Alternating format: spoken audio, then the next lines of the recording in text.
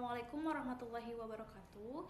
Saya Siti Aisyah Ramadhani Fitri dari kelas BK 23C1. Di sini saya akan menjelaskan tentang Syberkondria. Apa itu Syberkondria? Siapa yang bisa terkena Syberkondria? Bagaimana Syberkondria itu sendiri?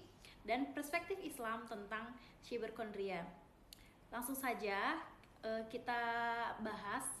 Syberkondria adalah kondisi kecemasan yang berlebih terhadap kesehatan yang dipicu oleh pencarian informasi medis secara berulang dan tidak terkontrol melalui internet.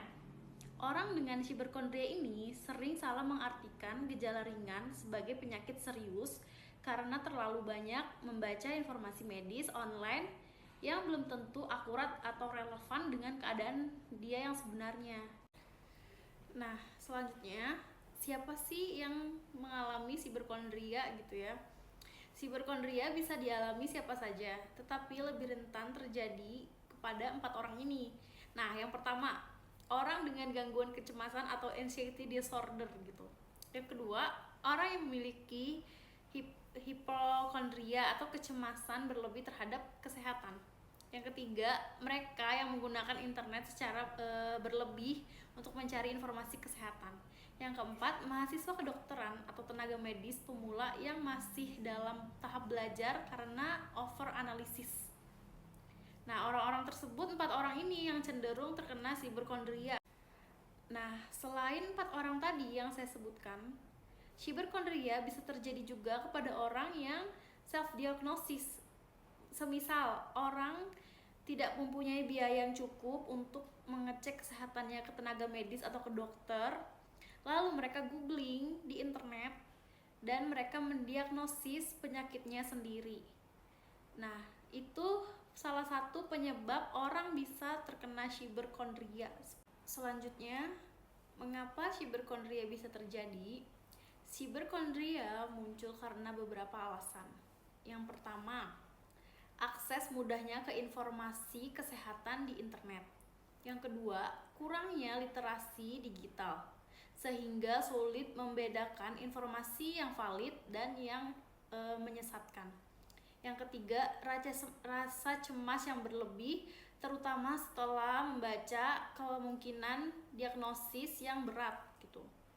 Yang keempat, kurangnya kepercayaan pada tenaga medis sehingga lebih mengandalkan pencarian pribadi. Yang kelima, efek algoritma mesin pencarian yang cenderung menampilkan konten dramatis atau ekstrim lebih dulu. Selanjutnya, kapan sih orang bisa terkena hiperkondria gitu? Yang pertama, saat seseorang mengalami gejala fisik ringan dan mencoba mencari tahu penyebabnya sendiri secara online.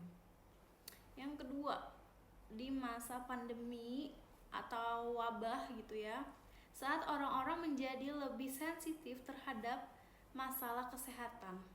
Yang ketiga, ketika seseorang mengalami stres atau tekanan mental sehingga lebih mudah panik. Seperti tahun 2020 kemarin kita mengalami pandemi, orang-orang semuanya menjadi lebih sensitif terhadap kesehatan. Banyak juga dari kita yang stres, bahkan sampai anxious gitu ya, sampai ketakutan gitu. Selanjutnya, di mana sih hiperkondria ini terjadi? Hiperkondria terjadi secara online, terutama melalui mesin pencarian Google, forum kesehatan, media sosial, atau situs medis. Umumnya berkembang di lingkungan digital masyarakat urban yang memiliki akses internet tinggi dan gaya hidup yang cepat. Selanjutnya ada perspektif Islam tentang hiperkondria. Dalam Islam terdapat prinsip penting yang relevan dengan hiperkondria. Yang pertama, larangan berlebih-lebihan atau israf dan gulu. Allah melarang umat Islam bersikap berlebih-lebihan dalam hal apapun, termasuk dalam kekhawatiran terhadap kesehatan. Seperti dalam Quran yang artinya, dan janganlah kamu berlebih-lebihan, sesungguhnya Allah tidak menyukai orang yang berlebih-lebihan. Yaitu terdapat dalam Quran surat Al-A'raf ayat 31. Yang kedua, tawakal kepada Allah. Umat Islam diajarkan untuk berusaha, termasuk mencari pengobatan dan berserah diri kepada Allah Subhanahu wa taala, bukan hanya bergantung pada pencarian pribadi. Dan hanya kepada Allah lah hendaknya kamu bertawakal jika kamu benar-benar orang yang beriman. Quran surat Al-Maidah ayat 23. Nah, yang ketiga, menjaga kesehatan jiwa dan raga. Islam menganjurkan menjaga kesehatan dengan seimbang, termasuk menjaga kesehatan mental.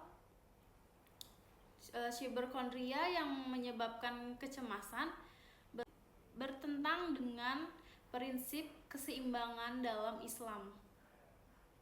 Yang keempat, bertanya kepada ahlinya atau ahli medis gitu. Dalam Al-Quran disebutkan, maka tanyakanlah kepada orang yang mempunyai pengetahuan jika kamu tidak mengetahuinya. Allah berfirman itu dalam Quran surat An-Nahl ayat 43. Ini menjadi dasar bahwa mencari informasi medis sebaiknya melalui tenaga medis profesional, bukan hanya dari internet. Kesimpulannya adalah hipokondria adalah fenomena modern yang bisa menimbulkan kecemasan berlebih akibat pencarian informasi medis yang tidak terkontrol. Dari sudut pandang Islam, kondisi ini bisa dicegah dengan tawakal dan tidak berlebihan, dan mengutamakan konsultasi dengan ahlinya, serta menjaga keseimbangan antara ikhtiar dan ketenangan jiwa. Hipokondria juga bisa dicegah melalui datang ke tenaga medis langsung. Jangan self diagnosis gitu ya teman-teman, karena ketika kita self diagnosis kita akan cemas dan akan stres sendiri. Tanyakan langsung kepada ahlinya atau datang kepada dokter, dan jangan pernah mencari informasi di Google yang belum tentu jelas sumbernya dari mana. Sebisa mungkin kalau misalnya tentang kesehatan, kita harus datang langsung ke medisnya gitu, ke ahlinya. Jangan misalnya kita merasa pusing sedikit langsung googling. Jangan seperti itu ya teman-teman. Kita harus bertanya langsung kepada ahlinya, seperti itu. Demikian pada kesempatan kali ini, kurang lebihnya mohon maaf. Wabillahi taufiq wal hidayah. Wassalamualaikum warahmatullahi wabarakatuh.